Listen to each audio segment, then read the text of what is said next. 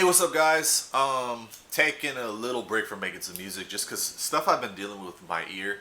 I still don't have like full hearing in the left ear and a bunch of crap. But I actually had some shows, one tomorrow and one this coming Saturday. I had to cancel them because this is like 3 shows that I've done where I've only been able to hear out of one side. But today we're going to tackle something pretty simple. I watched a video from Malo Beats the other day, and I love Malo Beats' channel. When I was learning the MPC One, I watched a lot of his videos along with Bolo and Av McCree and a few other creators here on YouTube. And Malo made a video using the MPC Live 2, and he was talking about using external gear, so using drive pedals, using delay pedals, anything like that with the MPC Live 2, and why the Live 2 and the X have this ability where the MPC One Plus doesn't. That you can basically set up a send within, and you can use the extra outputs to send the signal out of your MPC into a piece of outboard gear. So a dirt pedal, a delay pedal, a reverb, anything like that. And then you can get the sounds of that outboard gear onto another track. You can print it basically, like they used to do it in a traditional studio, to another track, and then you can use that affected version of your original signal. So let's say you got a drum track, you wanted to have some more saturation and kick, you want to send it through a drive pedal, or you want to send it through something like the JHS color box here, which is a Neve 1073 recreation. And then you can now use that affected version, and you have that. Well, it's saying you don't have the ability to do that on the MPC One.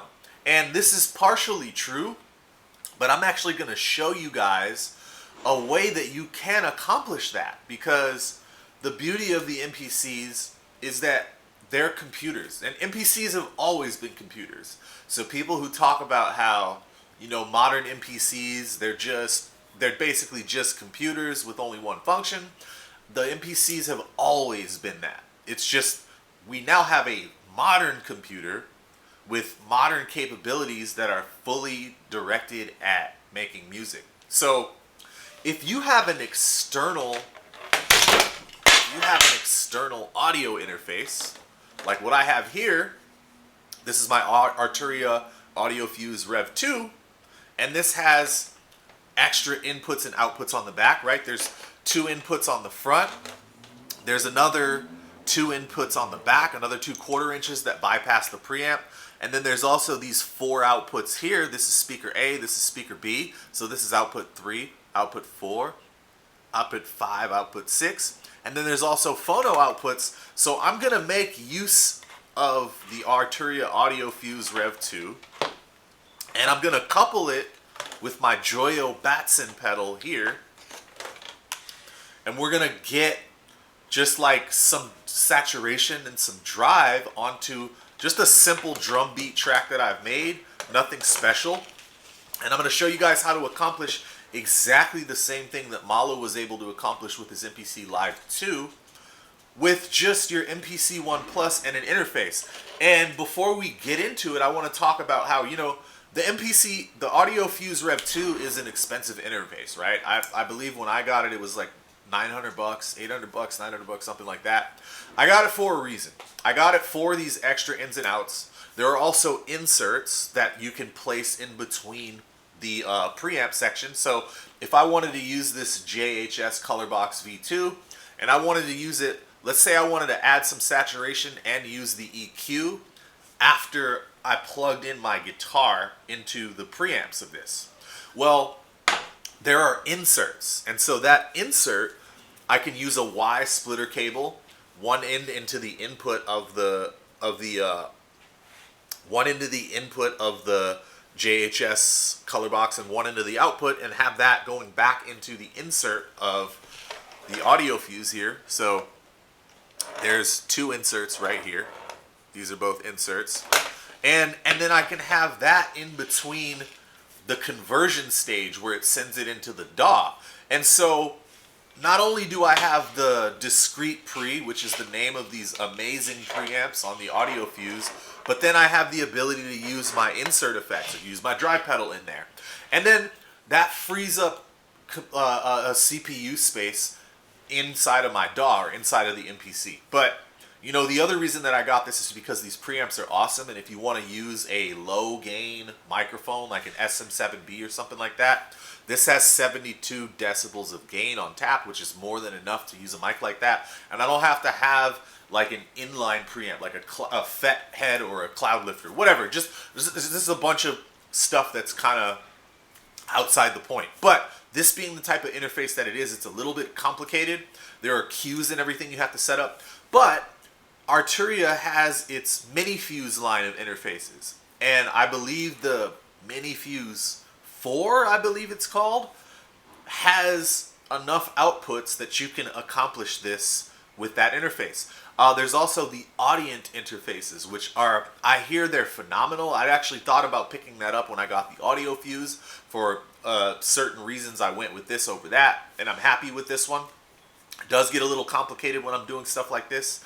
Full disclosure, I did record this video before, but I had been to the doctor and they drew 6 vials of blood. And when I went back to edit the video, I watched it, and I did accomplish what I needed to accomplish, but like the camera angles were off, and my speech was off, my diction was off, so I just scrapped that and waited a few days, and now we're doing it again here. But yeah, there are a ton of other interfaces that you can accomplish this with that are in like the $150 to $200 price range. So don't be discouraged by the fact that I'm using the Audio Fuse Rev 2. You don't have to have something like this. There's a ton of cheaper interfaces from Behringer and all sorts of companies that can do exactly what I'm doing. So I'm going to switch over the angle and we're going to do this. Okay, so here we are. I made this simple track.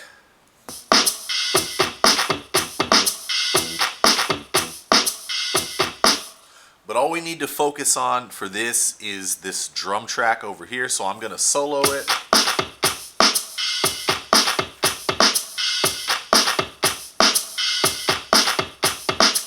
And before we start messing around with everything, let me make sure that you guys understand what's going on. So I'm going to go to main. I'm going to hit here for my menu.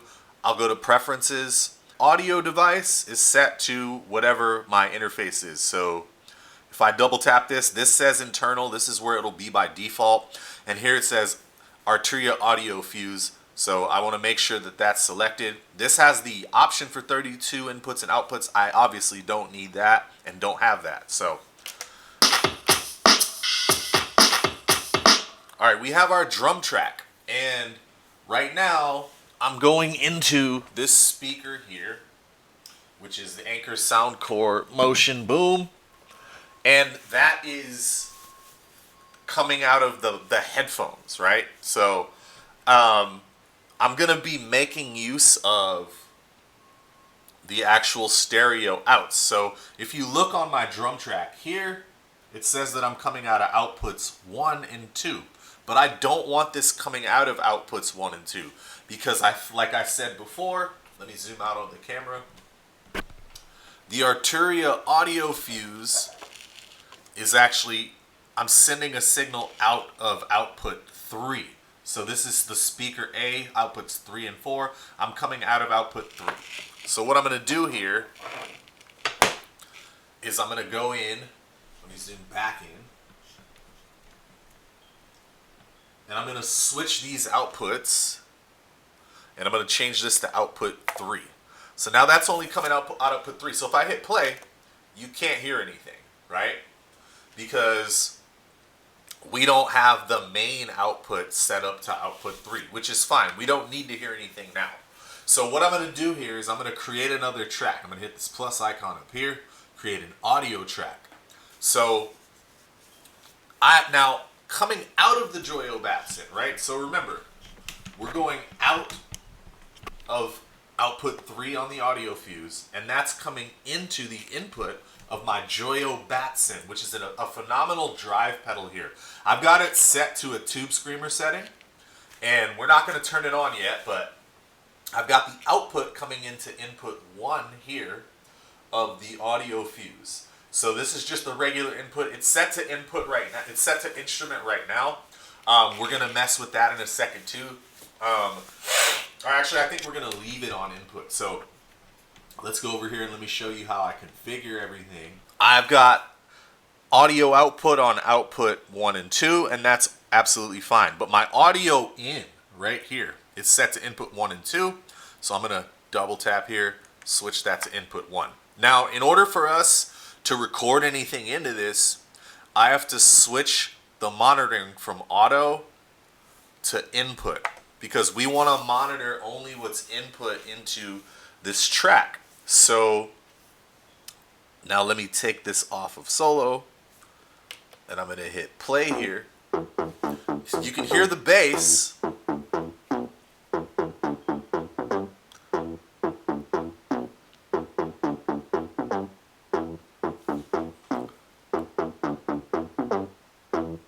Now you can see that I'm getting signal. So I'm turning up the input signal on input 1, and you can see that I start to get signal into this channel here. So I'm turned up, change the cue.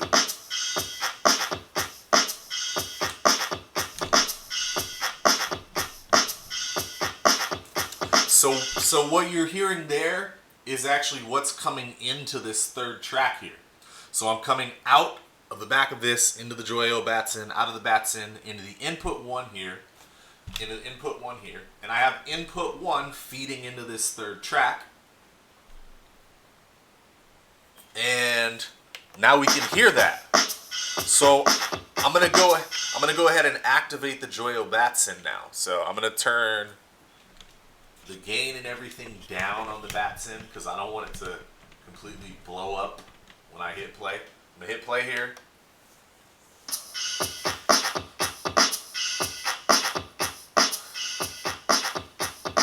We're gonna turn it on. So now we're activated. Turn the tone down. Turn up the volume and down the gain. There's the original. Here's this. And now I'm going to play with some other gain settings.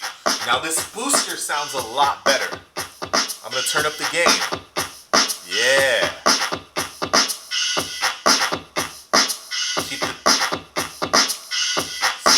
See, if I play with the tone, it gets brighter. Turn the volume down. Volume up. Gain down. That's the original signal. Here's the Batson.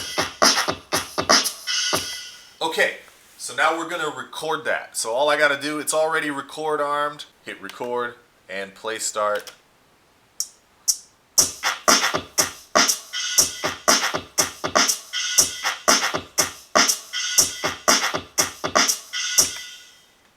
And now I'm going to take us to the main. And now you see we have audio on that third track. So let's play it.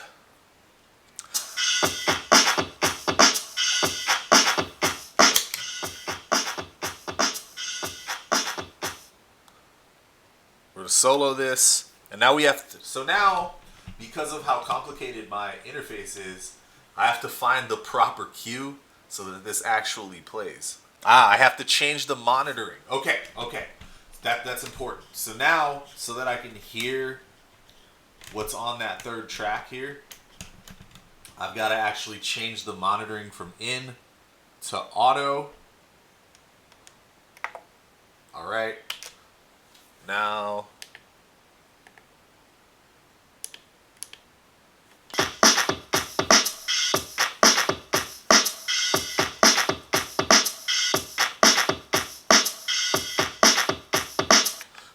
So now what you're hearing there is that new saturated version. So now here, for a little bit of comparison, I'm going to go ahead and switch back to outputs 1 and 2. And now we can kind of toggle back and forth between them. So I'm going to unmute these tracks, and I'm going to start by soloing the original track.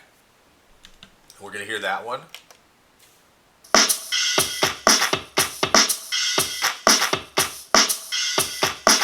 Now we switch.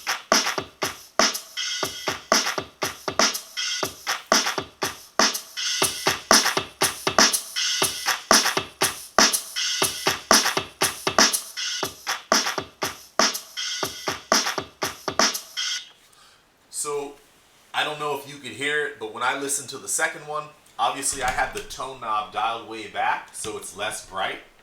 And for the context of what I would want, that might work or that might not work. But obviously I'm not doing this to keep this track. I'm doing this to demonstrate what happens. And I also had the volume a little bit lower, so it's not quite as loud. So that might work out a little bit better in a mix for you.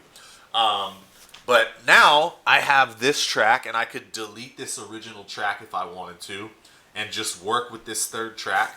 Or I could blend between the two. There's all sorts of things that I could do. I could even use different effects and do the same thing that I'm doing here. So if I wanted, I could add delays, reverbs, anything like that. I could do the same thing with, obviously, this JHS pedal here. There's just a lot that can be done with this. That's a fairly simple video, I think, just walking you through how you can use outboard gear with the MPC One Plus. Because the thing is, if you were planning on purchasing your first MPC, right, you might factor all of this into your decision, right? And if you're in this price range, you're probably deciding between the MPC One Plus, which is $700, and the MPC Live 2, which is, I believe, $1,200 or $1,249. I forget, because but honestly, for myself, I never really considered getting the Live 2. And I'll tell you why. So, the MPC One Plus has more buttons, right? And I just feel like having those buttons is more beneficial. And I also feel like, since I already had the interface, I didn't have the need to have more inputs and outputs like with the Live 2. Live 2 has the speaker, but honestly, if I'm going to be somewhere creating on an MPC, I'd probably be using headphones anyway. And I do have a battery and a MyVolts ripcord. So yeah, that's not really a consideration for me. But I also feel like it's just better to have a separate audio interface. And the reason is, this gives me so much more flexibility than just having what's built into the Live. Because, yes, the Live has more, I think it has 4 inputs as opposed to the 2 on this and 4 outputs. It might only have 2 inputs. Doesn't have any XLR ins. The only MPC that has XLR ins is going to be the MPC X. And so that means if you're going to record a microphone into this, you have to get the adapter, because typically when you're using a microphone, you're going to be using using XLR, not using 1/4 inch. That's not the biggest problem, but it's something else you have to think about buying. And also, these preamps are much better than the preamps that are built into the MPC One Plus, in my opinion. I have recorded audio into this using the 1/4 inch input in here, and this just surpasses that in a lot of ways. And you might say, well, this is an expensive interface, but I believe that even what you're going to get with like entry-level interfaces like the Motu M2 or M4, which those are great, by the way, and I think the M4 could accomplish what we were able to accomplish with this, it's just going to be much better. But the other thing about this is it's got phono outs, it's got inserts, it's got a USB hub here, so I can attach multiple things. Like when I want to record an instrument in and hook up a keyboard, I can do that because of this hub. It's also got MIDI in and out, and it comes with the adapters for it. You can expand this with ADAT, which I'm never going to do because I don't record live drums anymore. And even when I did record live drums, I always used a condenser overhead and just the mic on the kick, and I'm happy with that sound. But I'm not going to be doing that into the MPC anyway. But something like this offers you a lot of flexibility. So if you were going to buy your first MPC, right, and you were concerned about price, right, you could buy your MPC One Plus for $700, and then there's another $500 left over if you're in the price range of the MPC Live 2. And for that, you can get all your cables. You can get a great audio interface, and especially if you're on the used market, we'll talk about the used market next.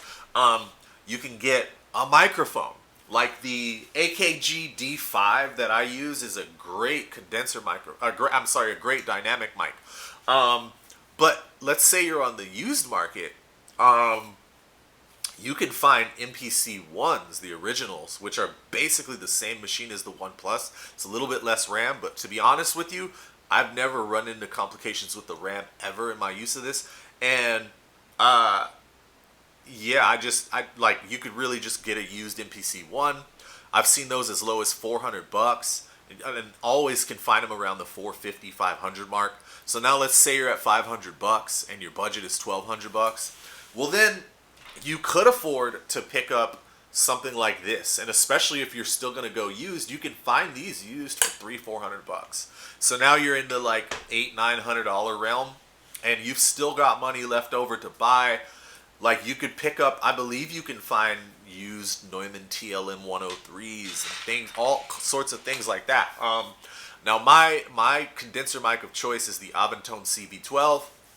That'll run you a little bit more than that, but it doesn't really matter. You see what I'm getting at? The other thing is you could afford effects pedals to use with this. This Joyo Batson that I use to add saturation to that drum track, this thing's like $70 and it's awesome. It's not really what you want to be using on drums and things like that, but the JHS color box, if you pick up a used one of the old version that doesn't have this like Neve colored 10th anniversary colorway, you can find those for a pretty decent price. There's other EQ and saturation pedals. You could pick up a multi-effects pedal even. There's all kinds of preamps that you can pick up for $100, $200. You get into different ranges. And now you've got like a full setup, and you have modular, the ability to break things up and use them modularly. And that means the RAM, the lower amount of RAM on the MPC One compared to the MPC One Plus, it's really not going to matter because you're going to be printing versions through your hardware, and so you're not going to need to use as many plugins. So so you're going to save yourself CPU usage. And to be real with you, you can get good saturated types of sounds in the box, but in my experience, they get partially there, but they never get all the way there, as far as just that richness that you get from the gear. And I'm not like a gear purist or anything like that, but I'm just saying from my own experience, it's not the same. It's not the same. And I'm someone, even in my live performances, I'll use an HX Stomp for an entire performance into the more tube engine, but I've also just found that even when I have the tube power amp at the end, it's not as good of a sound as when I've been playing shows live with my jazz chorus or playing shows live with my orange O-Tone 40 and using like the orange terror stamp into that even to get the tubeness in the preamp, get some more saturation, and then bring that into the FET driven orange clean preamp. Like, it's just, you give yourself some more flexibility, and you get the ability to just smack, like when you like, I don't know if you could hear because I'm just using the camera mic, but even though there was less volume in the affected track, it just smacked a little better. Especially where the kick and snare were concerned. It did roll off some of the high end because I used the tone knob on here and I rolled it back to keep some of the high end off of those cymbals and stuff like that. And that's nice too, because you usually have to do that with an EQ when you're doing it in the box. And so that takes away a step of EQ. And there's just a lot that you can do. And yeah, I think that this is kind of the way to go, because it also forces you to learn a little bit about like studio setup and engineering.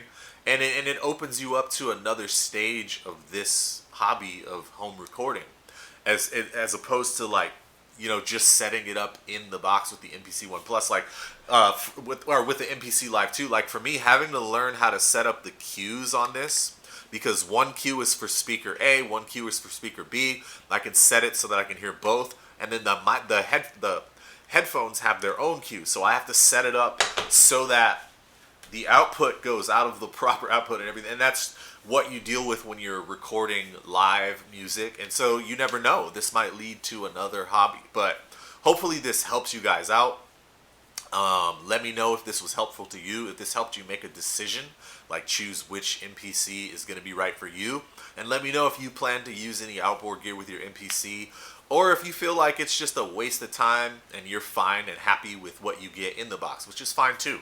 And now obviously there's an argument, like if you're going to be working with an artist, like I produced a song for someone recently and she released it, and like I recorded everything, including her vocal, in the MPC One Plus.